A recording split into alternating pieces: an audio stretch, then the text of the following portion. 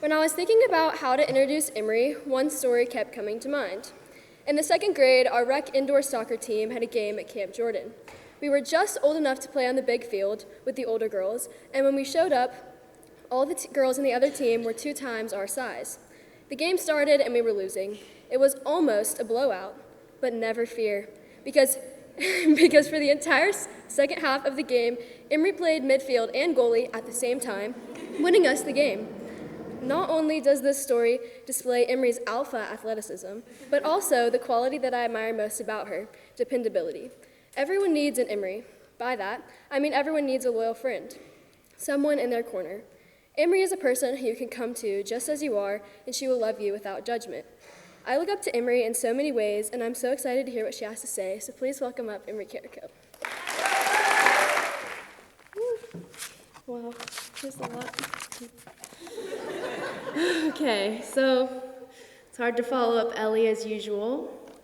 You get to listen to both of us today, so I'm sure you're all ecstatic.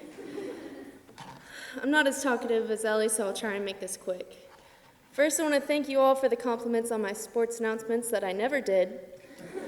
I always love when people come up to me after assembly and tell me how amusing I was.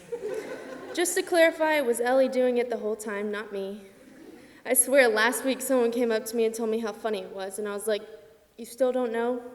I reply with, "Thanks. Yeah, I know, I'm so funny." I've been at Baylor for quite some time now. My time began at the young age of 3 when my mom put me in art camp here. Some of you might think this is a little early for art camp. That's because my mom lied about my age. We can all share some sympathy for Coach Gibson because he was the one who had to come pick us up after 2 hours because our art teacher just could not handle us. After summer camps, I started middle school here, and I try to forget middle school, but don't we all? Although I do have some fond memories from 8th grade, mainly because Julia moved to Chattanooga and joined the basketball team.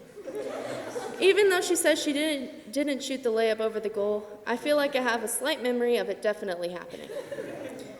In middle school, I didn't learn much, just that no one really cares about the embarrassing things that happen. They just like to talk about them for a day. High school is a hard place to transition to, with no real social skills and a senior class that looks like they're all 25. Freshmen, it's only up from here.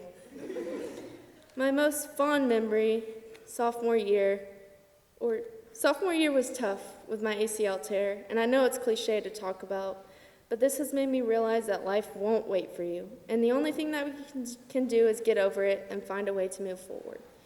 Then Ellie tore her ACL, and I couldn't feel as bad for myself. Last year is mostly a blur, except for my cousin lived here for a year. This taught me a lot of patience. I became a senior, and this was one of my favorite years. In the past, my main focus was soccer, and my whole life depended on how well I did. But this year, I found that not everything is as important as I think it is, and overthinking everything is a waste of energy.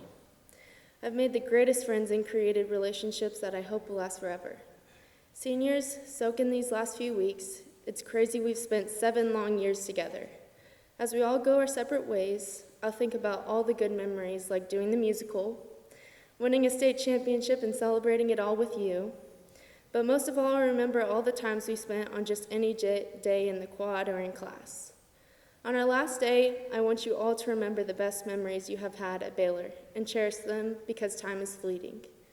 I think my favorite memory at Baylor will be seeing all of you living in the woods for a week. I can bet some of you are going to have a hard time. On a real note, it's been an amazing few years, and I'm going to miss you all more than you know. Thank you for making Baylor the best experience it could be. I want to leave Baylor by saying thank you to my teachers for putting up with me, with my friends for giving the best year I could ask for. And finally, I want to thank my family, my grandparents who have come to everything and supported me so much. The Williams for being my second parents and family. I told myself I wouldn't cry. Weston and Ellie for keeping me humble. And especially my parents for sacrificing everything. It's been a pleasure knowing you all. Thank you.